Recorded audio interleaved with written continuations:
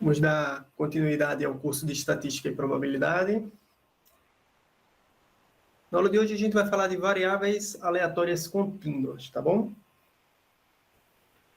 começar com essa definição, que diz o seguinte: uma função x definida sobre um espaço amostral ômega e assumindo valores no intervalo de números reais é dita uma variável aleatória contínua, tá bom? A gente já viu ao longo do curso vários exemplos com variáveis aleatórias contínuas, tá? Teve a pergunta aquela pesquisa dos funcionários da companhia MB, que a gente pesquisava o valor do salário, né, tinha que dizer. Valor da altura também é outra variável aleatória contínua, tá? E a principal característica da variável aleatória contínua é que ela é resultado, muitas vezes, de uma medição, tá?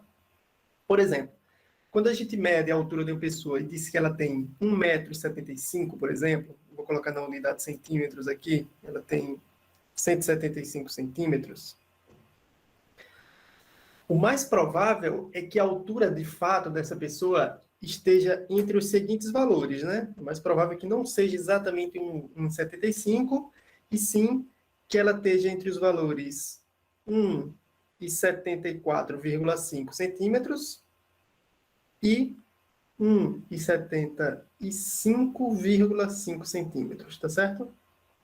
Ou seja, é mais provável que ela esteja dentro desse intervalo, tá bom? Entre 1,74,5 e 1,75,5, né? Então, a altura dessa pessoa vai morar dentro desse intervalo, tá bom? Então, existem muitos exemplos de variáveis aleatórias contínuas, quando você vai medir uma corrente, qualquer coisa do tipo. E a gente vai estar trabalhando com as variáveis aleatórias contínuas a partir de agora. Aí eu trago aqui um exemplo inicial, que a princípio eu vou tratar ele como um caso discreto, tá? E depois a gente vai mostrar ele, estender ele para o caso contínuo, tá? O exemplo diz o seguinte: o ponteiro dos segundos de um relógio mecânico pode parar a qualquer instante devido a algum defeito técnico ou término da bateria. E vamos indicar por x o ângulo que esse ponteiro forma com o eixo imaginário, passando pelo centro do mostrador e pelo número 12. Conforme esse meu desenhozinho que vocês estão vendo, tá? Então, esse ângulo x aqui, vocês estão vendo, ele mede o ângulo entre... A gente passou um segmento tracejeado aí pelo centro do relógio, pelo centro e pelo valor 12, tá certo? E aí esse ponteiro dos segundos, que está pertinho aí do 3, né, quase formando um ângulo de 90 graus, falta um bocadinho ainda, ele forma esse ângulo X, que está de azul mais claro, né? E o que é que pode acontecer? Como esse ponteiro, esse relógio é mecânico, ele, na verdade, ele vai dando saltos, né? Ele tem dá 60 saltos para poder dar um giro completo, tá certo? Dar um giro de 1 minuto completo. Então, ele dá 60 saltos. Aí, eu vou supor algumas coisas aqui. Primeiro, sabemos que ele pode dar 60 saltos, e eu também quero supor que a probabilidade desse ponteiro parar em qualquer um dos 60 pontos é igual, tá certo? Vamos imaginar também essa situação. Ou seja, o ponteiro pode parar a qualquer instante, mas a probabilidade de parar em qualquer lugar é exatamente a mesma, tá? Então, qual a chance dele parar em cima do 12? Em cima do 12, o ângulo X vai formar 0 graus, tá? Então, a probabilidade de parar em cima do 12, do 0 graus, né, é de 1 sobre 60, já que o ponteiro tem 60 casas para parar, né? Então, 1 sobre 60. Quando ele dá o próximo salto, ele forma um ângulo de 6 graus, tá certo? A probabilidade dele parar no 6 graus também é 1 sobre 60. A probabilidade de parar no 12 graus, formando um ângulo de 12 graus, é de 1 sobre 60 também. Todos têm a mesma probabilidade. Todo mundo aqui vai dar 1 sobre 60, tá bom? Até chegar no último, que é o 354. Se eu somar mais 6 aqui, vai dar 360 e volta para o zero, tá bom? Então, probabilidades iguais aí, 1 sobre 60 para cada um. Pois bem, eu posso fazer um gráfico dessa probabilidade, né? Eu trouxe aqui, que é um gráfico com uma variável discreta. A gente vai ter só pontinhos, né? Deixa eu mudar a cor aqui para ficar melhor de visualizar. Vou botar de vermelho. Qual a chance de parar no zero? Deixa eu tirar essa Deixa eu tirar esses graus aqui, porque não precisa dar unidade no eixo, né? Qual a chance de parar no zero? 1/60. Aí a gente fica com esse pontinho, tá? A chance de parar no 6, no 6 graus, 1/60. A chance de parar no 12, 1/60. No 18, 1/60. Até não chegar no 348, que tem também 1/60, e 354. A gente fica com esse gráfico aí somente pontinhos, tá? A gente não liga esses pontinhos. Não existe a possibilidade do ponteiro parar entre 0 e 6 graus, né? Já que ele dá saltos, né? Ele vai dando saltos, é um relógio mecânico. Aí eu vou pegar esse mesmo problema e transformar esse relógio agora, pegar agora um relógio não mais mecânico, um relógio elétrico, né? Que ele gira continuamente, tá? E aí a gente passa para esse exemplo, né? Considere esse mesmo problema com um relógio elétrico. Qual a probabilidade do ponteiro do segundo? Qual a probabilidade, né, desculpa, para... Considerando esse mesmo problema com um relógio elétrico, para o qual o ponteiro dos segundos move-se continuamente, necessitamos de outro modelo para representar essa variável aleatória x, tá? A gente vai agora mostrar esse modelo. Uma vez que esse relógio agora é elétrico, ele move-se continuamente, então pode-se parar em qualquer valor de 0 a 360, qualquer valor real, tá? Então vão existir infinitos valores que esse ponteiro pode parar, tá certo? Por exemplo, qual a probabilidade, deixa eu voltar aqui para a cor azul, qual a probabilidade desse ponteiro parar em cima do 3, né? Formando um ângulo de 90 graus, ou seja, qual a probabilidade do x ser igual, não vou dizer, 90 graus, do x ser igual a 90 graus. Qual a probabilidade do x ser igual a 90 graus? A gente sabe que a probabilidade, se a gente pudesse calcular assim aqui, a probabilidade de dar um valor é o número de casos favoráveis pelo número de casos total, né?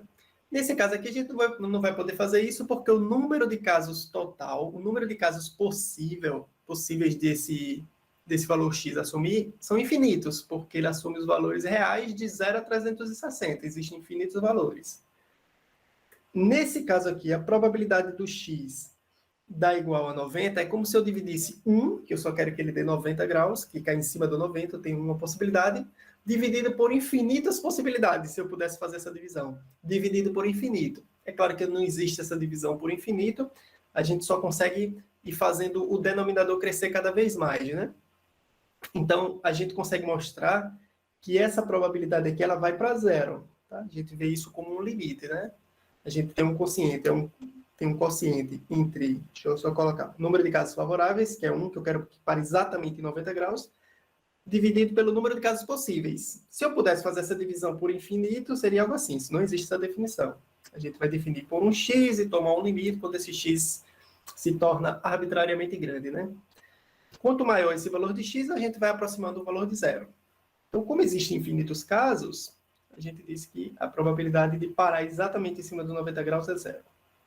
Tá certo? Sempre que você quiser um ponto só, a probabilidade vai ser nula. Por exemplo, probabilidade do x, o ângulo ser de 7,3 graus, por exemplo. A probabilidade de ser exatamente 7,3 graus, pelo mesmo motivo, é zero. Eu tenho um caso favorável para uma quantidade imensa de casos possíveis, tá? Então, nesse caso contínuo, não faz sentido a gente calcular a probabilidade de um ponto, como foi no caso anterior, no caso discreto, né? A gente conseguia calcular a probabilidade do x ser igual a 6 graus. Era 1/60. Nesse caso contínuo, a gente vai ter que calcular a probabilidade do x estar dentro de um intervalo, tá bom? Por exemplo, qual a probabilidade do seu x ser maior ou igual que 0 graus e menor ou igual que 90 graus? Agora faz sentido. Qual a probabilidade do seu x estar entre 0 e 90 graus? Agora você pegou o intervalo, tá?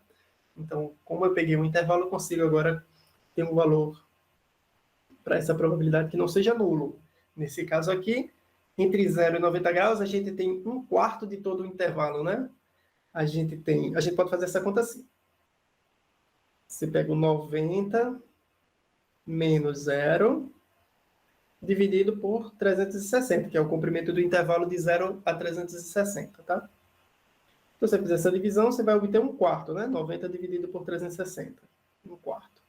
Ou seja, 25%. A chance de você parar, do ponteiro parar entre 0 e 90 graus é 1/4, né? Até porque se ocupa 1/4 do relógio, se a gente parar para observar, 1/4 do círculo, né? do giro completo. Tá bom? Então, no caso contínuo, a gente vai ter que calcular probabilidades em intervalos. Não faz sentido calcular em um ponto só, porque a probabilidade nesse caso aí vai dar sempre 0. A gente tem um gráfico que representa essas probabilidades, né? Calcular essas probabilidades no caso contínuo geralmente vão estar associados a uma área no gráfico, tá? A gente vai estar relacionando com uma área. Vejamos, nesse caso particular, como é que ficaria o gráfico. Eu já fiz aqui o desenho antecipadamente, ó. A gente tem esse gráfico da função f de x. Essa função ela recebe um nome especial, tá? A gente vai falar dela, vai definir ela no próximo slide, que é a função densidade de probabilidade, tá? Ela tem algumas características especiais, como, por exemplo, a área abaixo da curva é sempre igual a 1. Se você vê a base desse retângulo, que vai do 0 a 360, ela tem base 360 e a altura 1 sobre 360. Então, se você fizer a base vezes a altura, você vai ver que a área desse retângulo é 1. Muito bem. Então, sempre que você quiser calcular a probabilidade no caso contínuo, você deve pegar um intervalo. E nesse intervalo, essa probabilidade vai estar associada a uma área nessa função densidade de probabilidade. Por exemplo, no caso do relógio lá, se eu quiser calcular, que é esse gráfico, se você quiser calcular a probabilidade do seu x está entre A e o B, usando uma relação que a gente fez anteriormente, só que a gente usou 90 e 0, né? Você vai fazer sempre essa continha, B menos A dividido por 360, né? Que é multiplicar a base desse retângulo, se você parar para pensar, ó, é multiplicar, olha para essa faixinha, fiz um pouquinho trouxa aqui. Aí você pega essa faixinha, a área dessa faixa, né? Essa conta que a gente fez aí é a área dessa faixa, né? Porque a base desse retângulo que eu estou marcando para vocês, ela é B menos A, e a altura é 1 sobre 360. Então, quando você multiplica o B menos A vezes a altura, que é 1 sobre 360, você vai ficar com B menos A dividido por 360. Então, calcular a probabilidade no caso contínuo, a gente está associando a uma área na função densidade de probabilidade. Sempre vai estar associada com uma área. Por isso que quando você quer calcular, por exemplo, a probabilidade do seu x ser igual, vou colocar aqui 257 graus. Suponha que esse valor seja 257 graus. Qual a probabilidade do seu x ser exatamente igual a 257 graus? Bom, você tem uma faixinha aqui, você tem que associar com uma área, né? Segundo o que eu estou mencionando agora. Mas qual a base desse retângulo? Esse retângulo que começa em 257 e para em 257 é um intervalo, sim. Ele é um intervalo que começa em 257 e para em 257. É um intervalo que a gente chama de intervalo degenerado, né? Ele reduziu-se a um único ponto. Então, qual é o comprimento desse intervalo? Qual a base desse retângulo aí, se assim podemos dizer? A base é 0, né? Porque é 257 menos 257. Ele não tem largura nenhuma, né? Então, seria a base 0 vezes a altura, que é 1 sobre 360. Isso aqui dá 0. Então, reforçando que eu não posso calcular a probabilidade no caso contínuo para um único ponto, tá? Porque isso vai dar sempre 0, a área associada a esse ponto dá 0. Ok. Vamos definir aí de maneira formal agora o que é essa tal função densidade de probabilidade.